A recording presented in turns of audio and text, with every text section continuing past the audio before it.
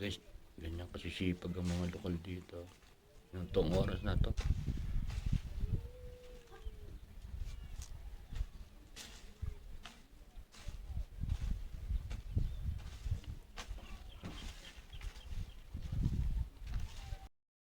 So guys, ngayon kasalukuyan yung ulap.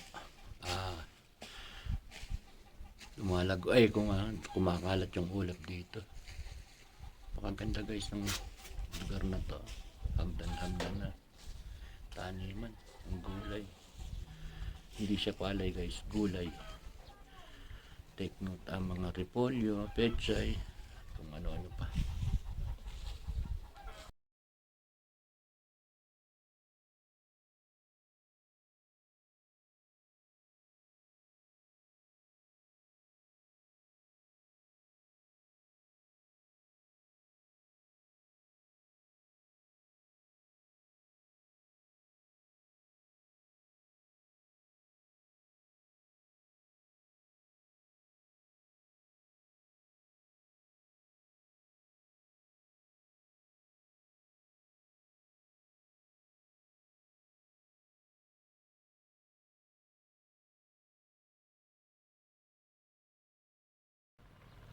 Oh guys, ito yung mga sasakyan dito na malalakas. Ayan, mga Delica. Oh.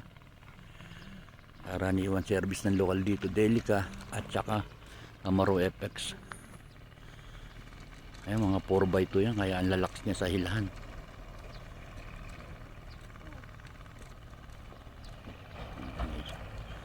Mga ano na kasi yan mga guys. Ay, may lokal na nagtatanim.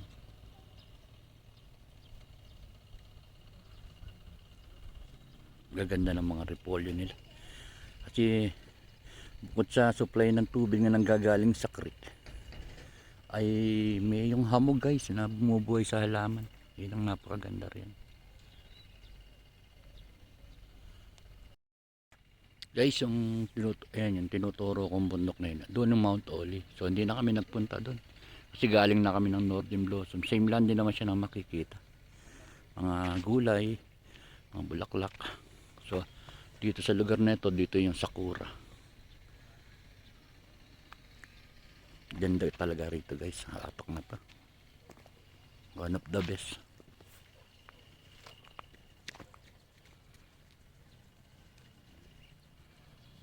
Tsaka parang ang payapa ng pamumuhay ng tao dito. Unlike sa syudad.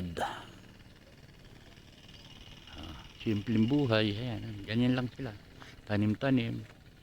Bababa nila yung gulay nila para sa kanilang mga yung mapagbebentan. Para sa kanilang mga daily needs. So, imagine niyo guys yung mga hagdan-hagdan na taniman ng gulay na yan. Ay mano-mano lang na trabaho ng mga lokal dito. Mga sinaunang lokal. Mga tao rito na magsipag tanim.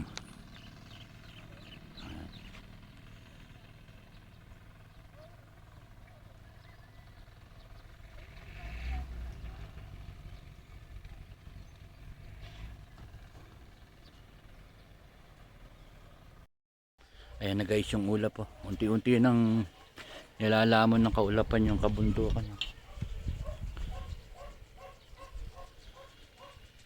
Pagka ganitong oras daw yung mga alas 3, alas 4. Ayan. Ganyan na sitwasyon dito. Talaga ang lamig guys. 8 degrees kagahapon. Kami napunta rito. Basta nanakbo kami guys sa Hashima Highway o yung Baguio to Bontoc Highway ay umuulan.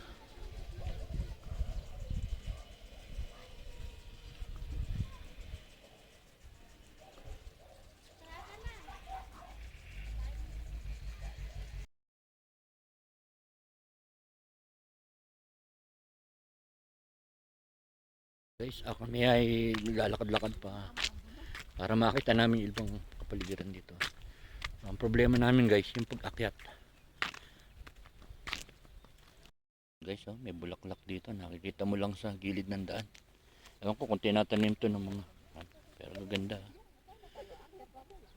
Repolyo na hinahanda sa ating mga pagkainan pagkayang tayo ay naglalaga, nagpapansit o ano pa mang gulay na kakain natin guys. So guys, ito yung sinasabi ko sa inyo, pababa kami mamaya ay aakyat. Ayan guys, yung aakyatin namin. So good luck sa amin mamaya. Cactus.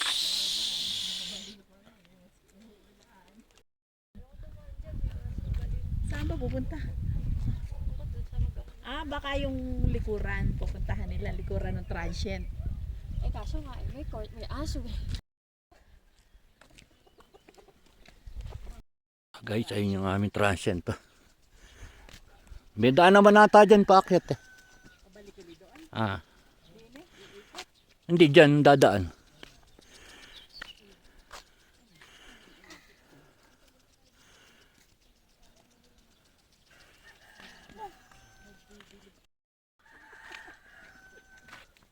Eto, ano ba to? Carrot. Carrot. Hindi, ayun na carrot yung maliit. Eh, so ayan, carrot yan.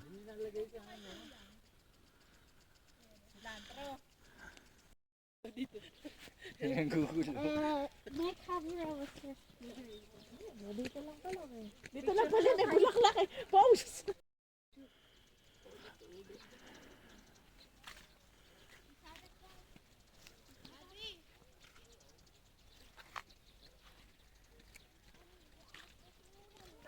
Ikaw na lang. Doon naman tayo sa kabilang side mag-continue. Bye-bye. Wala naman tayong Maulap na. Tara. Tatatlo lang yung campsite.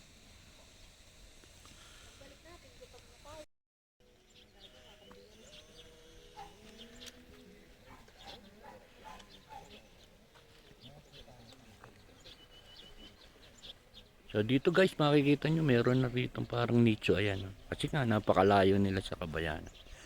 So yung kanilang mahal sa buhay, dito na lang nila nilalagay yung labi.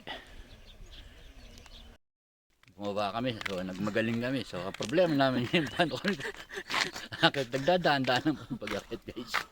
Ang hirap. Ang hirap. Grabe guys. Pero at least alam mo na kung gaano, ba't malalakas yung mga taga rito. Kasi nga yung akit baba nila. Tingnan mo naman na yung pinakit baba. Pero kung siguro dito kayo matitira ng mga 2 years, ewan ko lang kung aabutin pa kami ng 2 years. Hirap. Hinihingal ako. Guys, so papakita ko sa inyo. Ayan, sa background ko yung mga tiyatin. Guys, ayan no. Sinasabi ko sa inyo yung challenge pag-aakit. So kaya naman. Kaya lang pagdating doon, ay syempre. Di naman tayo kasing bata naman dati. Ayan si Mrs. oh. Ang taas kaya guys oh. Hoy, huwag mong persahin. Ayan guys. Ito hinta.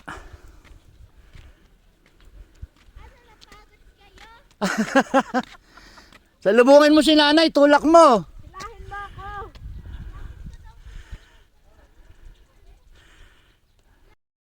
So guys, ayan oh. Hay, nako. Grabe. Grabe yung akit namin. Kaya naman, kaya nga lang, sabi ko nga sa inyo, sakit sa tuhod. Kasi di na tayo bata. Isa pa, hinihingal na.